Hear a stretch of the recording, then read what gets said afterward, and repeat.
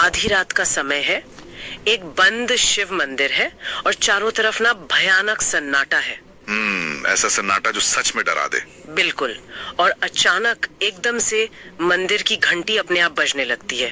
बाप रे। हाँ, और जब डरे हुए पुजारी भागकर अंदर पहुंचते हैं ना, तो वो देखते हैं कि शिवलिंग के ठीक सामने जमीन पर राख से एक बहुत ही खौफनाक संदेश लिखा है। राख से? हाँ, राख से। और संदेश क्या था? मुझे मत बुलाना।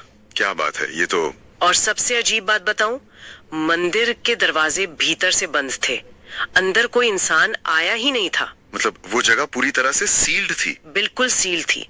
तो फिर ये शब्द किसने लिखे? यही तो सबसे बड़ा सवाल है। हाँ, तो चलिए इस पूरे रहस्य को खोलते हैं।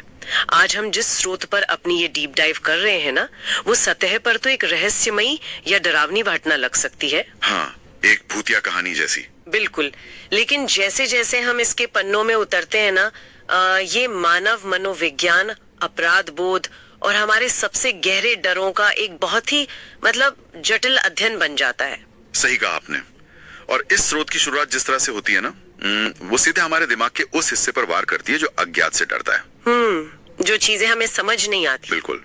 देखिए, एक पवित्र स्थान जहां आमतौर पर शांति और सुरक्षा का एहसास होना चाहिए, वहां किसी अदृश्य शक्ति का प्रवेश ये अपने आप में एक गहरा मनोवैज्ञानिक तनाव पैदा करता है। हाँ, इंसान सोचने लगता है कि अगर मंदिर सुरक्षित नहीं है तो फिर क्या है? और वो संदेश, मुझे मत बुलाना, ये किसी खतरे की चेतावनी कम लगती है और एक हताश गुहार ज्यादा लगती है, जैसे कोई बहुत तकलीफ में हो।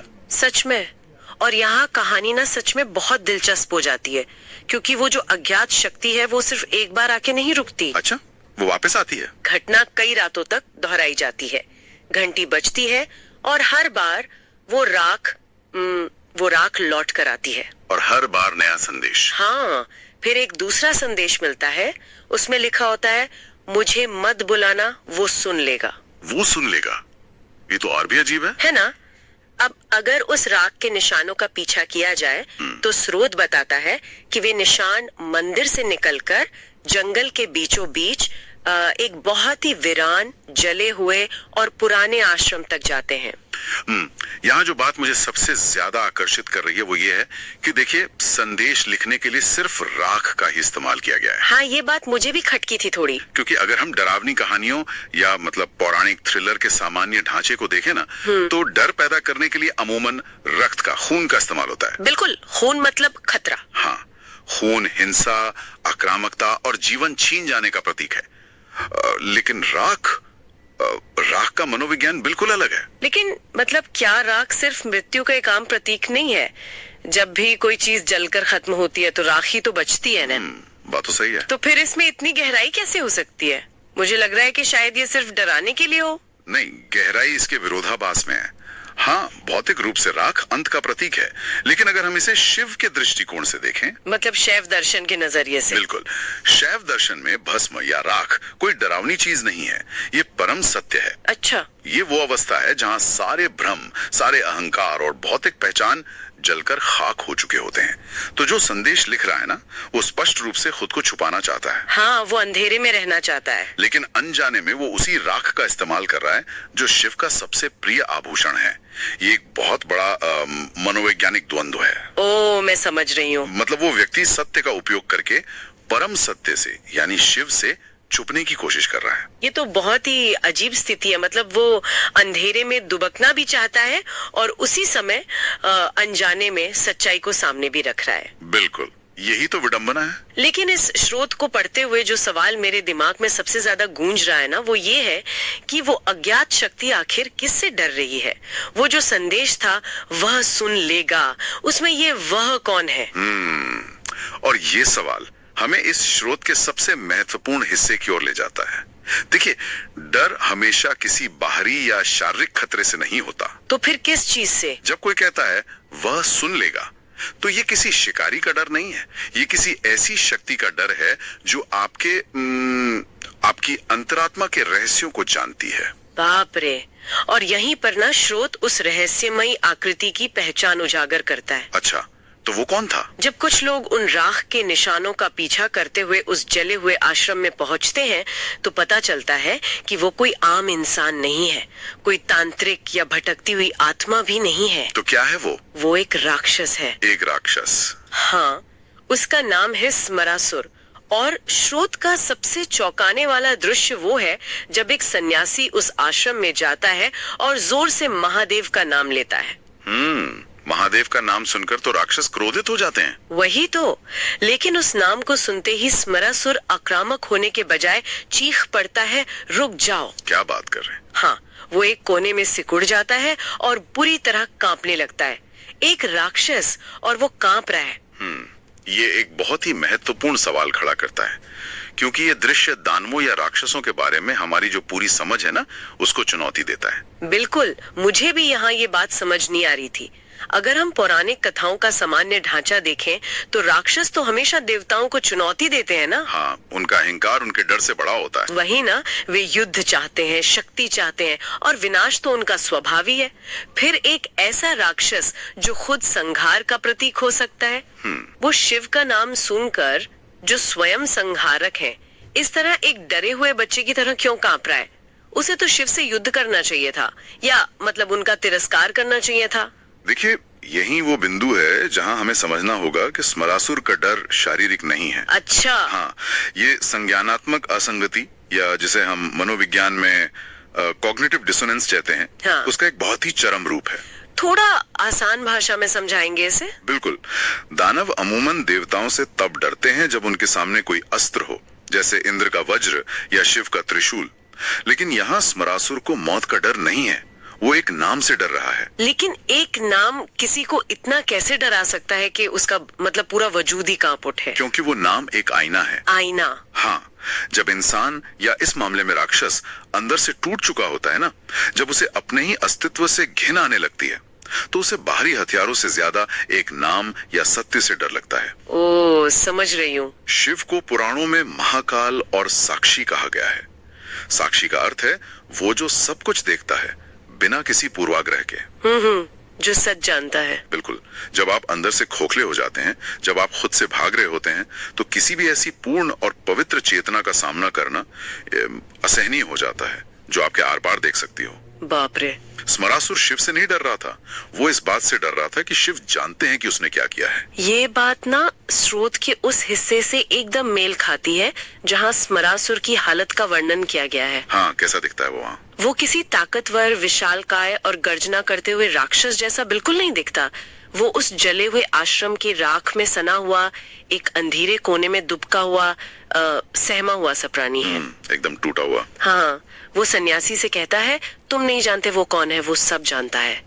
मतलब वो स्पष्ट रूप से किसी शारीरिक युद्ध से नहीं भाग रहा है, वो एक बहुत बड़ी मानसिक यातना से गुजर रहा है। और देखिए, बिना किसी गहरी मानसिक चोट या भयानक अपराध बोध के किसी भी प्राणी का इतना बड़ा मनोवैज्ञानिक पतन संभव ही नहीं है। बिल्कुल। जब अहंकार टूटता है ना, तो इंसान या तो विनम्र होता है या अवसाद में जाता है। लेकिन स्मरासुर जिस स्थिति में है, वो अवसाद नहीं है, वो आत्मघृणा है। और इस आत्मघृणा का कारण हमें स्रोत के अगले हिस्से में मिलता। मतलब अगर वो मृत्यु से नहीं डर रहा है तो वो किससे भाग रहा है? अतीत में कुछ हुआ होगा। हाँ, ये समझने के लिए ना स्रोत हमें स्मरासुर के अतीत में ले जाता है। यहाँ कहानी का टोन एक रहस्यमयी थ्रिलर से बदलकर एक बहुत ही गहरी मानवीय त्रासदी में बदल जाता है। तो क्या हुआ था अतीत में? हमें पता चलता है कि स्मरासुर हमेशा से ऐसा राख में छुपने वाला डरपोक प्राणी नहीं था। उसके एक गुरु थे, उनका नाम था वेदांत। अच्छा, एक राक्षस के गुरु? हाँ, और एक राक्षस होने के बावजूद ना स्मरासुर अपने गुरु का बहुत सम्मान करता था। आश्रम में बड़ी शांति थी, लेकिन एक दिन कुछ तो गड़बड़ी हुई होगी। हाँ, किसी वैचारिक मतभेद पर स्मरासुर को इतना भयानक क्रोध आया कि उसने अपना आपा ही खो दिया। क्रोध, जिसे अक्सर हम एक अस्थायी पागलपन कहते हैं। बिल्कुल सही कहा आपने।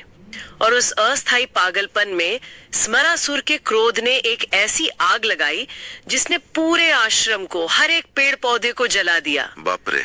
और सबसे भयावह बात बताऊं, उसी आग में उसके गुरु वेदांत भी जलकर भस्म हो गए। ओह, ये तो बहुत ही भयंकर बात है। हाँ, जिस गुरु ने उसे ज्ञान दिया था, उसे अंधकार से निकाला था, स्मरासुर के एक पल के अहंकार और गुस्से ने ना उसी गुरु को राख के ढेर में बदल दिया।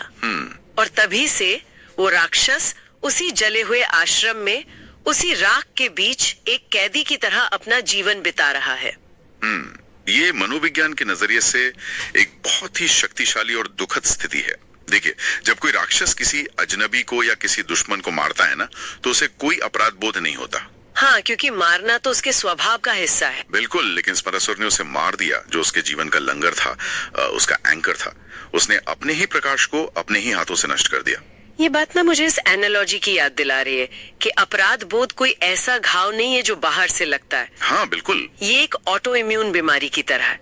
ये एक ऐसी आग है जो आपके अंदर सुलगती है और आपका अपना ही दिमाग आपके खिलाफ काम करने लगता है। बहुत सही तुलना है ये। स्मरासुर सालों से उस आग से भाग रहा था, लेकिन वो आग उसकी अपनी ही परछाई बनकर उसे जला रही थी। वो बाहर दुनिया में राख से संदेश लिख रहा था, लेकिन असल में ना वो अंदर से पूरी तरह राख हो चुका था। और अगर हम इसे एक बड़े संदर्भ से जोड़कर देखें तो हम समझ पाते हैं कि वो शिव मंदिर में जाकर मुझे मत बुलाना क्यों लिख रहा था। क्यों? अक्सर आघात या ट्रॉमा से गुजरने वाले लोग एक अवॉइडेंस बिहेवियर दिखाते हैं। अच्छा, वो भागते हैं चीजों से। हाँ, वे उन जगहों, आवाजों या नामों से दूर भागते हैं जो उन्हें उनके अपराध की याद दिलाते हैं। स्मरासुर के लिए महादेव वो विचार था जो उसे उसकी गलती की याद दिलाता था। वो उस दर्द से बचना चाहता था। बिल्कुल, उसे लगता था कि शिव का नाम लेने का मतलब है अपनी उस भयंकर गलती को स्वीकार करना जिसे वो अब तक नकारने की कोशिश कर रहा था। मतलब वो शिव को चेतावनी नहीं दे रहा था, वो खुद को बचा रहा था। वो उस आईने को तोड़ने की कोशिश कर रहा था जिसमें उसे अपना वो भयानक रूप दिख रहा था जिसने उसके गुरु को मार डाला। एकदम सही। और देखिए, हम सभी में ये प्रवृत्ति होती है। हाँ, सच है। जब हम कोई ऐसी गलती करते हैं जिसे हम खुद भी माफ नहीं कर पाते ना, तो हम बाहरी दुनिया से कट जाते हैं, हम खुद को सजा देते हैं। स्मरासुर का उस राख में पड़े रहना किसी श्राप का नतीजा नहीं था, वो उसकी खुद की चुनी हुई सजा थी। उसे लगता था कि वो उस राख के पार जाने के लायक ही नहीं है। और यही वो बिंदु है ना जो इस स्रोत के क्लाइमैक्स को इतना असाधारण बनाता है। हाँ, क्लाइमैक्स में क्या होता है? जब सन्यासी लगातार शिव का नाम लेता रहता है तो स्मरासुर भागने के बजाय टूट जाता है। स्रोत का वो दृश्य जहाँ स्मरासुर अंततः मंदिर की ओर बढ़ता है, ये बहुत ही शांत, धीमा और भावुक दृश्य है। वो लड़ने नहीं जाता। नहीं, ये किसी हॉलीवुड फिल्म का वो दृश्य नहीं है जहां एक राक्षस गर्जना करते हुए मंदिर तोड़ने जा रहा है। ये एक बहुत ही टूटा हुआ, थका हुआ जीव है जो अपने अपराध बोध का पहाड़ अब और नहीं ढो सकता। ये वो क्षण है जिसे मनोविज्ञान में कैथारसिस कहते हैं। कैथारसिस? हाँ, भावनाओं का ऐसा उफान जहां इंसान भागना छोड़ देता है। बिल्कुल। वो मंदिर की सीढ़ियां चढ़ता है। वो आक्रामक नहीं है, बल्कि उसके कदम ना लड़खड़ा रहे हैं।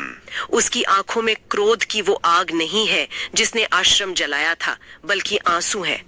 और फिर वो शिवलिंग के ठीक उसी जगह पर जाकर खड़ा होता है जहां उसने कभी अपनी उंगलियों से राख में लिखा था, मुझे मत बुलाना। उसी सत्य के सामने। हाँ, आज वो उसी सत्य के सामने बिना किसी ढाल, बिना किसी बचाव के नंगा खड़ा है।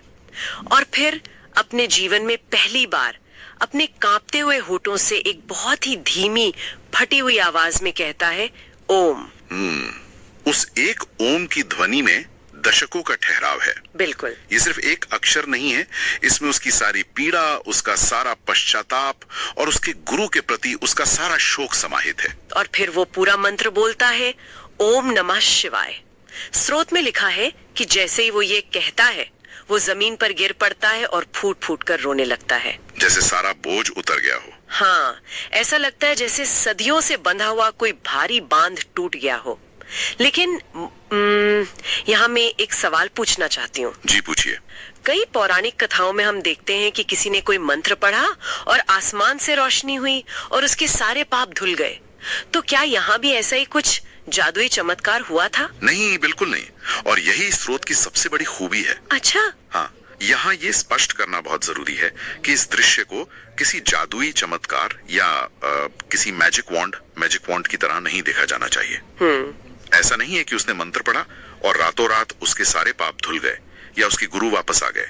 नहीं, वो जो राख थी ना, वो अभी भी राख ही है। तो फिर उस मंत्र को बोलने का अर्थ क्या हुआ? मतलब अगर कोई जादू नहीं हुआ तो ये क्लाइमैक्स कैसे बना?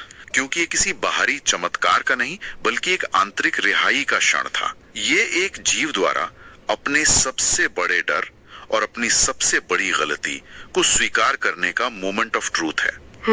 सच्चाई का सामना करना। हाँ, शिव का नाम यहाँ विनाश का नहीं या किसी जादुई क्षमा का नहीं बल्कि रेडिकल एक्सेप्टेंस का माध्यम बन गया है। रेडिकल एक्सेप्टेंस मतलब सच्चाई को बिना किसी शर्त के पूरी तरह स्वीकार कर लेना। बिल्कुल। जब स्मरासुर ने ओम नमः शिवाय कहा तो वो वास्तव में कह रहा था, मैं अपनी गलती मानता हूँ, मैं अब इस अपराध बोध से भागूंगा नहीं। मैंने जो किया वो मैंने किया है और अब मैं उसका परिणाम भुगतने या उस दर्द के साथ जीने के लिए तैयार हूँ। देखिए, ये हार मानना नहीं है, ये अपने अहंकार को त्याग कर वास्तविकता के प्रति समर्पण है। ये बहुत ही गहरी बात है। समर्पण का मतलब ये नहीं है कि आप कमजोर पड़ गए, बल्कि इसका मतलब है कि अब आप सच से लड़ने की कोशिश नहीं कर रहे हैं। सही कहा, और यही सच्चा पश्चाताप है। हम अक्सर सोचते हैं कि पश्चाताप का मतलब है सिर्फ रोना, खुद को कोसना या खुद को किसी अंधेरे कमरे में बंद कर लेना, जैसा कि स्मरासुर ने इतने सालों तक किया था। बिल्कुल, लेकिन वो पश्चाताप नहीं था, वो आत्म पीड़ा थी। तो सच्चा पश्चाताप क्या है? सच्चा पश्चाताप है उस दर्द से होकर गुजरना, अपनी जिम्मेदारी को स्वीकार करना और उस आग में तपना ताकि अंदर की बुराई जल सके और आप एक बेहतर रूप में बाहर आ सके। बहुत ही खूबसूरत बात कही आपने। स्मरासुर का शिव मंदिर में प्रवेश करना ना अपनी उसी राख से भरे अतीत से निकलकर सत्य के सामने खड़े होने का प्रतीक है। स्रोत में जिस तरह से स्मरासुर के कांपते हुए होठों का वर्णन किया गया है ना, वो दिखाता है कि सत्य का सामना करना कितना मुश्किल होता है। हाँ, ये बिल्कुल आसान नहीं है। ये किसी भी शारीरिक युद्ध को लड़ने से या मतलब किसी पहाड़ को तोड़ने से भी ज्यादा मुश्किल है। क्योंकि युद्ध में आप किसी दूसरे को हराते हैं, आप किसी और पर प्रहार करते हैं, लेकिन यहाँ आपको खुद को हराना होता है। खुद के अहंकार को। हाँ, अपने ही अहंकार को, अपनी ही बनाई हुई झूठी दुनिया को और अपने उस कवच को तोड़ना होता है जिसे आपने अपनी गलतियों को छुपाने के लिए पहना था। तो इस सब का असल में क्या मतलब है? अगर हम इस पूरे स्रोत और आज की इस चर्चा के सार को समेटें तो वो क्या होगा? देखिए, मुख्य सीख ये है कि अपनी गलती से भागने पर उस गलती का भय समय के साथ और भी विशाल हो जाता है। वो बढ़ता रहता है। हाँ, वो एक छोटे से बीज से एक भयानक राक्षस का रूप ले लेता है जो आपको अंदर ही अंदर खाता रहता है। बिल्कुल। आप चाहे जितनी भी दीवारें खड़ी कर लें, चाहे जितने भी मुझे मत बुलाना के संदेश लिख दें, सच कभी ना कभी सामने आता ही है। सच छुपता नहीं है। और जैसा कि हमने देखा, सच्चा पश्चाताप केवल अपराध बोध में जीने में नहीं है, वो अपनी गलती को पूरी तरह से स्वीकार करने और उस सत्य के सामने खुद को प्रस्तुत करने में है। सही बात है। स्मरासुर की मुक्ति इसमें नहीं थी कि शिव ने उसे कोई वरदान दे दिया, उसकी मुक्ति उसके खुद को उस सत्य के सामने पूरी तरह से नंगा कर देने में थी। ये सचमुच एक बहुत ही शक्तिशाली विचार है। आज के स्रोत ने ना सिर्फ एक राक्षस की कहानी नहीं बताई, बल्कि हमें खुद के भीतर झांकने पर मजबूर कर दिया है। बिल्कुल। सोचने वाली बात यह है कि क्या हम भी अपने जीवन में किसी राख को छुपाने की कोशिश कर रहे हैं? क्या हमारी जिंदगी में भी कोई ऐसा अपराध बोध है, कोई ऐसी गलती है जिसे हमने अपने दिमाग के किसी अंधेरे कमरे में बंद कर रखा है और बाहर से ताला लगा दिया है? और सोचने वाली बात यह भी है कि क्या हम भी हर उस चीज से भागते हैं जो हमें उस गलती की याद दिलाती है? बिल्कुल। क्या हम भी उस सच के सामने जाने से कांपते हैं? शायद हमें समझने की जरूरत है कि जिस चीज से, जिस डर से हम सबसे ज्यादा भाग रहे हैं, कहीं उसी डर का सामना करना ही हमारी असली आजादी तो नहीं है। बहुत सही कहा आपने। हो सकता है कि सत्य की जिस रोशनी से हमारी आंखें चुंधिया रही है ना, वहीं पर हमारी मुक्ति का रास्ता भी छुपा हो। भागना कोई उपाय नहीं है, रुककर सामना करना ही एकमात्र विकल्प है। और सच्चाई का सामना करने का वो साहस, अपनी गलतियों को स्वीकार करने का वो एक पल, सालों के उस अंधेरे से कहीं ज्यादा मूल्यवान है। इसी गहरे और विचारणीय बिंदु के साथ हम आज के इस डीप डाइव को यहीं विराम देते हैं। ओम नमः शिवाय, हर हर महादेव। लेकिन रुकिए, ये यात्रा यहीं खत्म नहीं होती। अरे, और क्या है? हमारी अगली चर्चा के स्रोत में ना कहानी एक बहुत ही अलग और खौफनाक मोड़ लेने वाली है। अच्छा। हमें एक घने सुनसान जंगल में मिली एक रहस्यमयी घंटी का जिक्र मिलता है और वहां एक सन्यासी की मुलाकात एक वृद्ध आदमी से होती है। बाप रे, ये तो अभी से डरावना लग रहा है। और वो वृद्ध आदमी सन्यासी से एक ऐसा सवाल पूछता है जो किसी की भी रूह कपा दे। क्या पूछता है वो? वो पूछता है, मेरे अंतिम संस्कार को कितने वर्ष हो गए? हे भगवान। तो ये वृद्ध कौन है? क्या वो कोई प्रेत है या समय के चक्र में फंसा कोई रहस्य? ये रहस्य हम अगली बार सुलझाएंगे।